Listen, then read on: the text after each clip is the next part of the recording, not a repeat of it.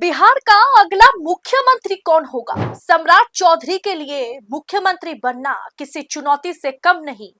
और नीतीश कुमार के पास अभी भी 1 महीने का वक्त है, तो नीतीश का वो 1 महीना क्या मास्टर स्ट्रोक साबित होगा? बताऊंगी आगे आपको सब कुछ, तो आखिर तक वीडियो में बने रहे। नमस्कार, मैं हूं आपके साथ अदिति और आप 4 PM न्यूज नेटवर्क देख रहे हैं। दोस्तों, बिहार की राजनीति इस समय उस चौराहे पर खड़ी है जहां हर पल स्क्रिप्ट जो है बदली जा रही है। होली के बाद शुरू हुआ सियासी खेल अब अपने चरम पर जा पहुंचा है।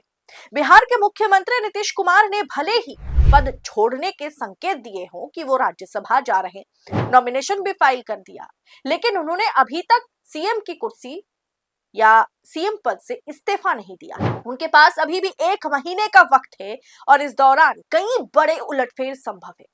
बिहार भाजपा के प्रदेश अध्यक्ष और उप मुख्यमंत्री सम्राट चौधरी गृह मंत्री अमित शाह से मिलने बागडोगरा पहुंचे हैं, क्योंकि गृह मंत्री खुद अभी किशनगंज और सीमांचल का जो पूरा एरिया है उसके दौरे पर गए हुए हैं। चर्चा है कि भाजपा उन्हें कमान सौंपने की तैयारी कर चुकी है। किसे? ना सम्राट चौधरी को। भाजपा ने सम्राट चौधरी को नीतीश के खिलाफ या नीतीश के सामने कोई खड़ा हो सकता है या बिहार के मुख्यमंत्री के तौर पर भाजपा ने उन्हें तैयार किया है, लेकिन फिर भी उनके लिए राह जो है वो आसान नहीं, क्योंकि बिहार हो और भाजपा हो, मुख्यमंत्री, अध्यक्ष, इन तमाम चीजों के लिए ना भाजपा कई बार लोगों को चौंका देती है। और वही बिहार में मुख्यमंत्री कौन होगा, अगर सम्राट चौधरी के लिए सब सोच भी रहे हैं, माना जा रहा है कि सम्राट चौधरी तैयार है, भाजपा ने उन्हें तैयार किया है, आखिरी पल में खेला बदल सकता है। खेला नीतीश कुमार भी बदल सकते हैं और भाजपा भी बदल सकती है। दरअसल जेडीयू के भीतर महाविरोध चल रहा है। आप जानते हैं, जनता दल यूनाइटेड के एक वर्ग का मानना है कि सम्राट चौधरी ही वो व्यक्ति है जिन्होंने नीतीश कुमार को इस जगह पर पहुंचाया है, हाशिए पर धकेला है। इसके अलावा जातीय समीकरण एक बहुत बड़ा फैक्टर है। भाजपा का कोर वोटर जो है वो सवर्ण समाज है और कुशवाहा समाज के बीच की जो पुरानी एक लड़ाई है, उसमें भी सम्राट चौधरी की राह जो है वो सम्राट चौधरी की राह में रोड़ा बन सकती है। अब बीजेपी कभी भी सरप्राइज दे सकती है। एक्सपर्ट्स तो यही मानते हैं ना कि अगर सम्राट के नाम पर सहमति नहीं बनी तो भाजपा राजस्थान, मध्य प्रदेश की तरह किसी लो प्रोफाइल या अनजान चेहरे को मुख्यमंत्री बनाकर चौंका सकती है। और इसकी पूरी की पूरी संभावना है, क्योंकि बिहार में अभी जो डामाडोल की स्थिति है, दिल्ली दरबार हर हाल में बिहार पर अपना कब्जा चाहेगी। अब इस बीच निशांत कुमार की यानी नीतीश के बेटे की राजनीति में एंट्री हो गई है। नीतीश कुमार के बेटे निशांत कुमार ने ऑफिशियल तौर पर जेडीयू की सदस्यता ले ली है। अब दोस्तों, उनका जो भाषण था वो भी छोटा सा उन्होंने भाषण दिया, एकदम संक्षिप्त लेकिन काफी प्रभावी। उन्होंने कहा कि भरोसा कायम रखने की कोशिश करेंगे और पिताजी के लिए भी उन्होंने कहा। दोस्तों, ये संकेत देता है कि नीतीश कुमार अपनी विरासत को सुरक्षित हाथों में सौंप रहे हैं। दोस्तों, आज लोकतंत्र का चौथा स्तंभ जहां सत्ता के आगे नतमस्तक है, वहीं पर 4 PM बेबाक और बेखौफ पत्रकारिता को जिंदा रखने की पूरी कोशिश में जुटा हुआ है। हम पर मुकदमों से लेकर के चैनल बंद करने का भी दबाव बनाया जा रहा है, लेकिन हम हारेंगे नहीं। 4 PM पूछेगा सवाल सत्ता से। बस इस मुश्किल दौर में हमें आपकी सपोर्ट की जरूरत है। 4 PM को ज्यादा से ज्यादा ज्वाइन करें। ज्वाइन बटन को क्लिक करके आप हमें आर्थिक तौर पर 4 PM को स्वतंत्र पत्रकारिता को मजबूत कर सकते हैं। उम्मीद है कि आपके सपोर्ट से ये जंग भी हम जीत जाएंगे। अब निशांत कुमार जल्द ही बिहार की यात्रा पर निकलेंगे नीतीश कुमार के साथ। उनको भी सीमांचल का दौरा करना है। अब जेडीयू कार्यकर्ताओं के बीच नेतृत्व को लेकर के जो भ्रम था कि निशांत की एंट्री से उसे थोड़ा बहुत दूर करने की कोशिश नीतीश कुमार ने एक तरीके से की है, लेकिन निशांत कुमार को मुख्यमंत्री बनाया जाएगा या डिप्टी सीएम का पद दिया जाएगा, ये उतना भी मतलब नहीं होता कि ये एक्सेप्टेबल बात है नहीं दोस्तों। अब दोस्तों, इसे दूर करने की मतलब निशांत की एंट्री से जेडीयू के भीतर जो घमासान मचा हुआ है उसे कहीं ना कहीं कम करने की कोशिश नीतीश कुमार करते हुए नजर आए। नीतीश कुमार के ये जो सीमांचल यात्रा है, केंद्र शासित प्रदेश का डर जो है, मतलब सीमांचल का जो पूरा एरिया है उसे बिहार से अलग करके केंद्र शासित प्रदेश बनाने का एक भ्रम हो या एक डर हो, जो भी हो, वो चारों तरफ है वहां पर।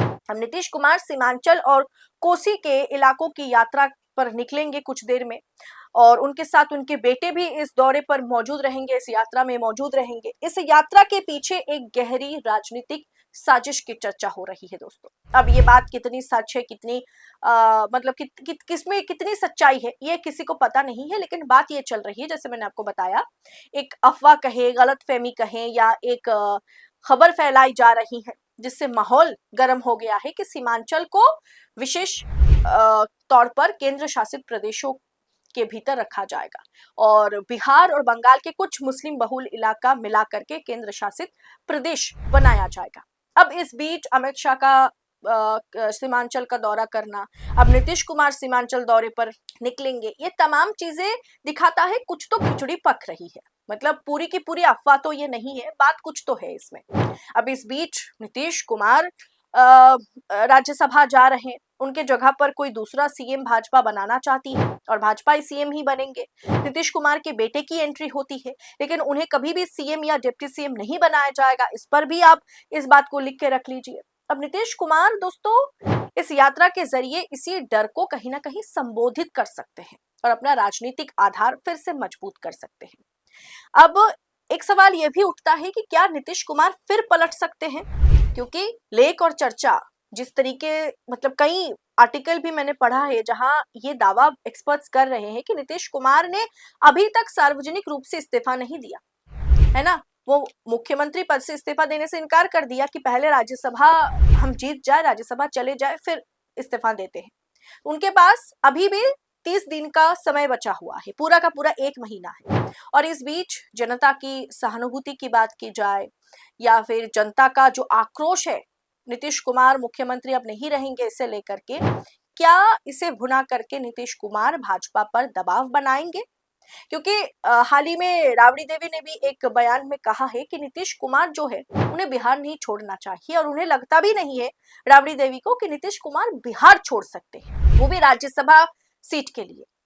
अब दोस्तों, क्या नीतीश कुमार के पास जो 1 महीने का वक्त है और उससे पहले उनका इस तरीके से रिजाइन ना देना मुख्यमंत्री पद से और राज्यसभा के लिए नॉमिनेशन फाइल करना, और उनके जो समर्थक है उनके अंदर जो आक्रोश है, गुस्सा है, क्या इसका इस्तेमाल करके नीतीश कुमार फिर एक बार अपनी कुर्सी मतलब बेइज्जत के साथ, इज्जत के साथ बचाने की कोशिश कर रहे हैं, या नीतीश कुमार का कुछ और प्लान है?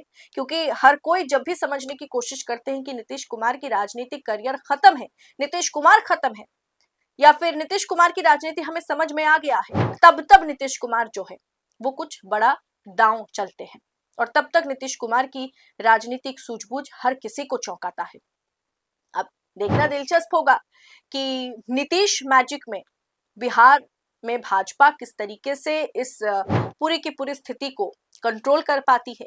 भाजपा मुख्यमंत्री की रेस में क्या सम्राट चौधरी आगे बढ़ेंगे, या फिर एक सरप्राइज चेहरा, ताकि बिहार की बागडोर जो है वो दिल्ली के पास रहे, इसकी कोशिश होगी।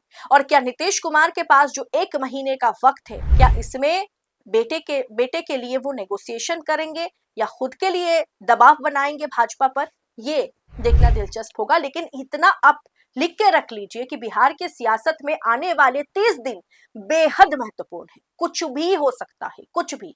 एक तरफ नीतीश निशांत की यात्राएं हैं, दूसरी तरफ अमित शाह की रणनीतियां हैं, सम्राट चौधरी अगला सम्राट बिहार में बनेंगे या नहीं, या कोई फ्रेश चेहरे को भाजपा आगे लेकर के आएगी, तमाम चीजें हैं।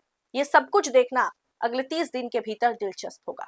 फिलहाल आपकी राय क्या है, कौन मुख्यमंत्री बन सकता है, और क्या नीतीश कुमार ने वाकई सरेंडर कर दिया है, या फिर नीतीश कुमार कोई बड़ा दांव खेलने वाले हैं? आपको क्या लगता है, कमेंट बॉक्स में बताइएगा। और ऐसी तमाम खबरों को यूं ही पड़ताल और एनालिसिस के साथ पाने के लिए 4 PM के साथ बने रहे। इस रिपोर्ट में इतना ही, जल्द होगी आपसे मुलाकात। बहुत बहुत शुक्रिया आपका। जय हिंद, जय भारत।